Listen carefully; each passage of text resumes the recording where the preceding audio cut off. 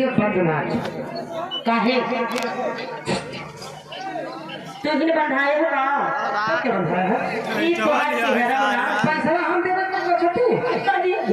अरे हमने ऐसे हाथ में हाथ बना दी तो अच्छा ये तो तुम लोग वादा से मुकर गए काहे कब होगा का कहे हो का है जब बंधाना ना तो का कहे का कह रहा है चलो कि दिन में आप कपड़ा में ठीक है बनाना जब आके ये हमारे में लाया जाता है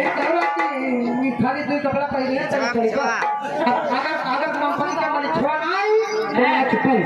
कंपनी मालिक का मालिक से ना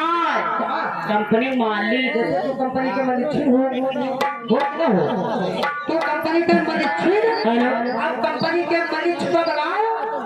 तब ना छोड़ना ना हो मालिक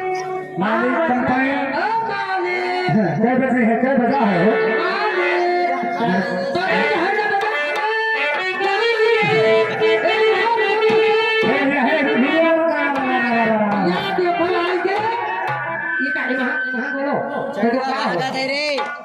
ये हो जाली माई का दुल्हा भैया ये नाटक से भी है बोले तो ठीक है चुड़िया बेचत नहीं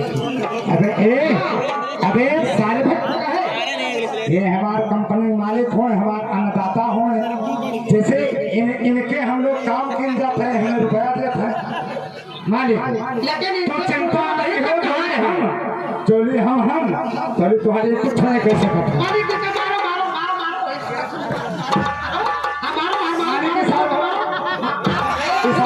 कमिट है इंसान बहुत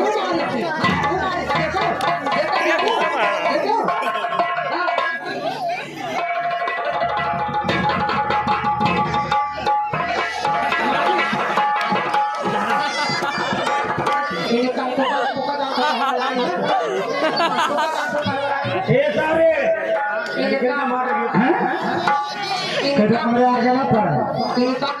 बढ़िया गाना सुनाओ बिना मतलब वाले गाने आए हैं नाच गाना सुनाओ बढ़िया गाना सुनाओ और हमारे लोग के वर्षे रहो हमारे 2 मिनट के वर्ष